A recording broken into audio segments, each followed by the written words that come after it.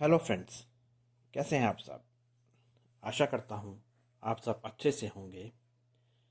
दोस्तों, आप सबको होली पर्व की मेरी तरफ से शुभकामनाएं।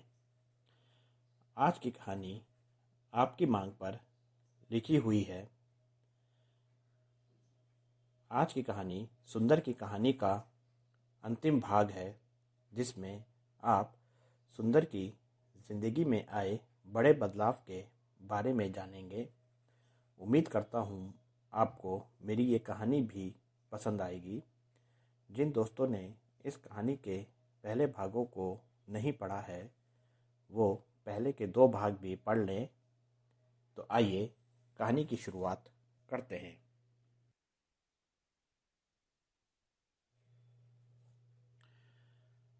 सुंदर ने अपनी माँ के दिए पोशाक और आभूषणों को सीने से लगा लिया।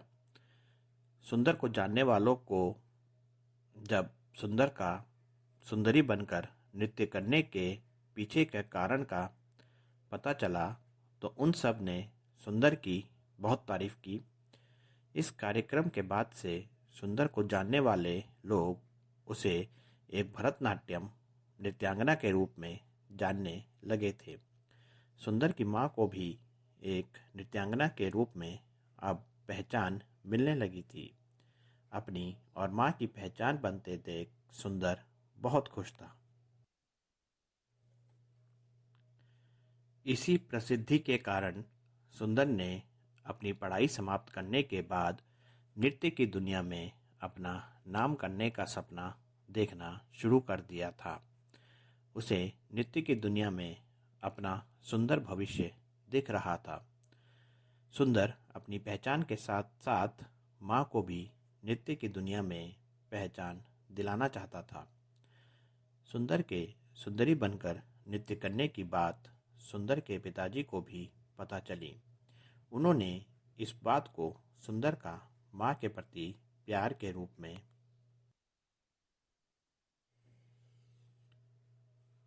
देखा। उन्होंने माँ की इच्छा पूरी करने के लिए सुंदर द्वारा किए काम की तारीफ की। माता पिता को लगता था कि सुंदर की नृत्य के प्रति लालसा माँ की इच्छा पूरी करने तक ही थी, पर सुंदर तो इसमें अपना पूरा जीवन बिताने का सोच चुका था। सुंदर स्कूल से आकर घर पर लगातार नृत्य की प्रैक्टिस किया करता था। माँ उसका कारण पूछती थी तो सुंदर कहता था कि वो अपनी गुरु की दी हुई शिक्षा को कभी नहीं भूलना चाहता है। अपना स्कूल पूरा करने के बाद सुंदर ने अपने माता पिता से नृत्य की दुनिया में आगे बढ़ने की बात की। उसके माता पिता ने इस काम के लिए मना करते हुए सुंदर का दाखिला शहर से बाहर के कॉलेज में करवा दिया और उसका रहने का इंतज़ाम हॉस्टल में कर दिया। सुंदर का स्वभाव बचपन से ही शर्मीला सा था। यहाँ कॉलेज में सुंदर के बहुत कम दोस्त थे। यहाँ सुंदर कॉलेज से आकर अकेले अपने कमरे में ही ज़्यादा समय बिताया करता था। यहाँ सुंदर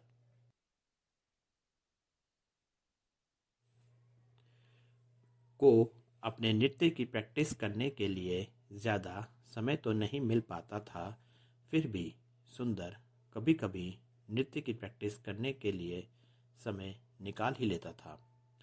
माँ की दी पोशाक और आभूषण सुंदर अपने साथ यहाँ भी लाया था। एक दिन सुंदर अपने कमरे में नृत्य की प्रैक्टिस कर रहा था।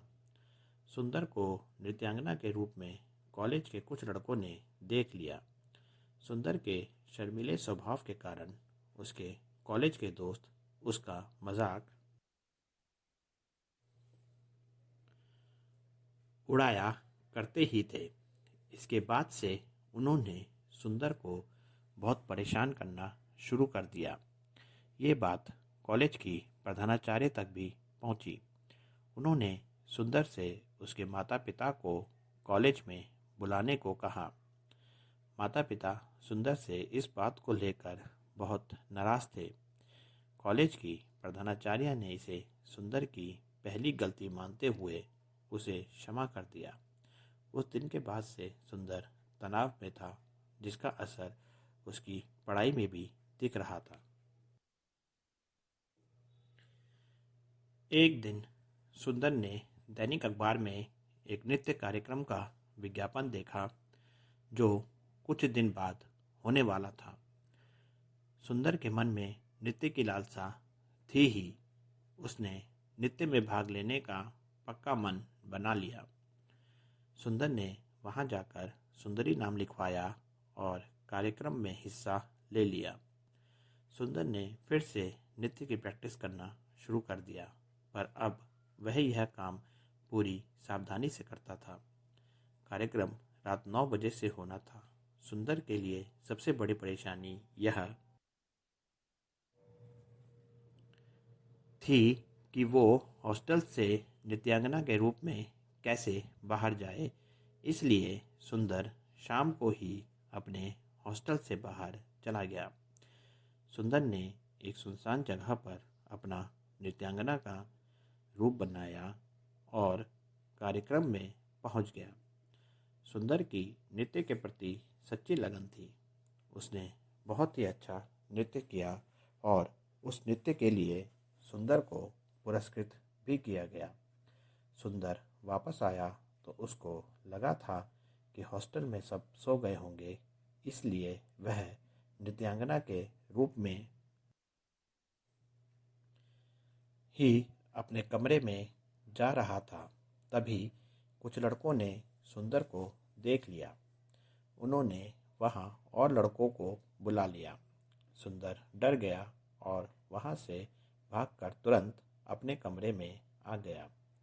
अगले दिन कॉलेज की प्रधानाचार्य ने सुंदर के माता पिता को कॉलेज में बुलाया। सुंदर के पिताजी शहर से बाहर थे। सुंदर की माँ प्रधानाचार्य से मिली। उन्होंने माँ से सुंदर के इस रूप के बारे में पूछा।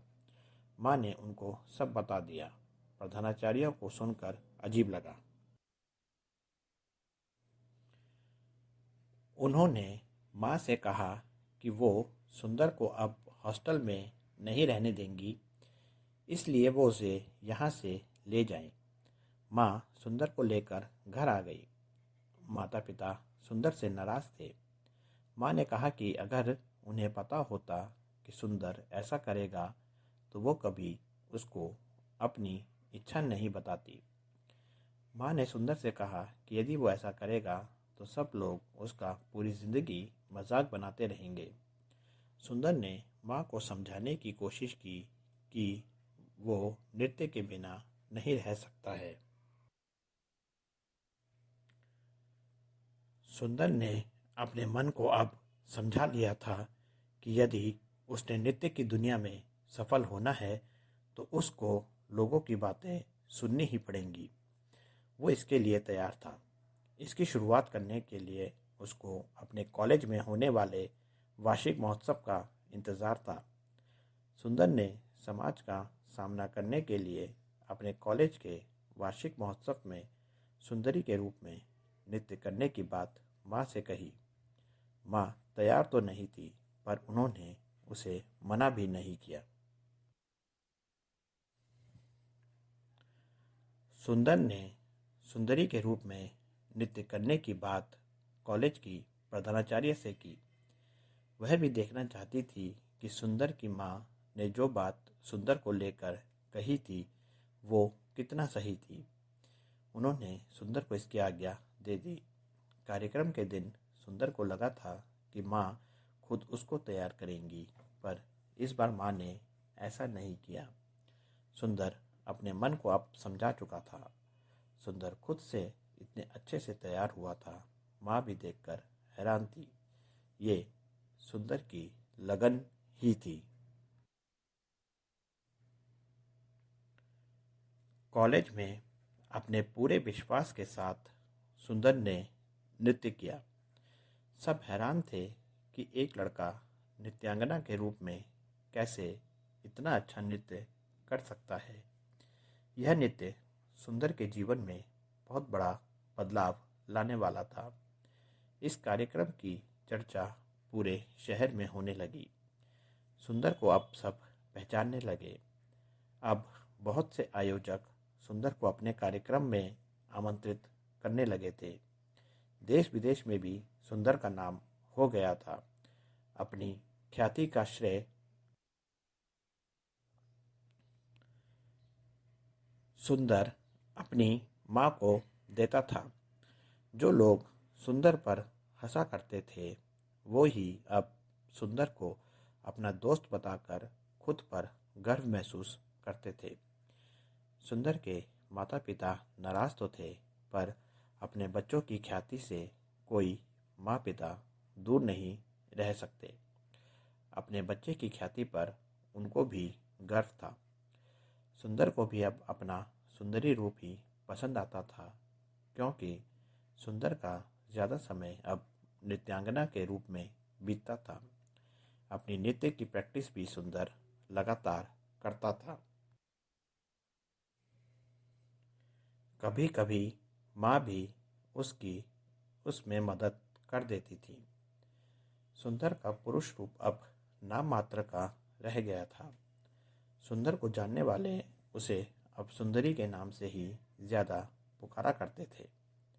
समय सुंदर की ख्याति के साथ आगे बढ़ रहा था। सुंदर के माता पिता को सुंदर के विवाह की चिंता थी। सुंदर के चाहने वाले बहुत थे, जिनमें महिलाएं और पुरुष थे। महिलाएं उसे अपने समान ही समझती थी, पर उसके बहुत चाहने वाले पुरुषों से उसको विवाह के प्रस्ताव भी मिल रहे थे। सुंदर भी इस बात को जानता था कि एक पुरुष के रूप में किसी महिला के साथ उसका जीवन बिताना मुश्किल था। वह खुद को भी एक महिला के समान मानने लगा था।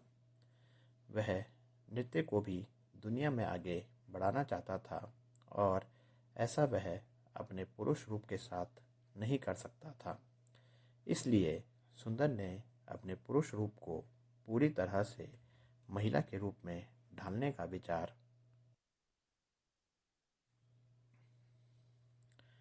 कर लिया। उसने अपना फैसला माता पिता को भी बता दिया। माता पिता तो उसको ज़्यादा समय सुंदरी के रूप में ही देखते थे, इसलिए उन्होंने उसको इसके लिए मना नहीं किया। कुछ महीनों बाद सुंदर पूरी तरह से सुंदरी बन गया।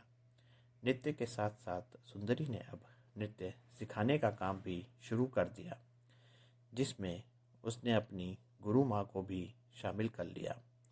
सुंदरी की गुरु माँ ने तो सिर्फ अपनी बेटी को इस नृत्य में उनसे आगे बढ़ाने का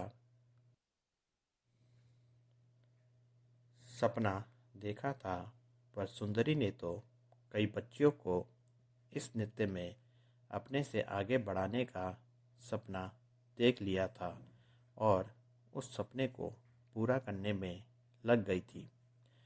अपने ऊपर हंसने वालों की हंसी को अपनी ताकत और अपना विश्वास बनाकर कोई काम किया जाए तो वो काम अवश्य पूरा होता है।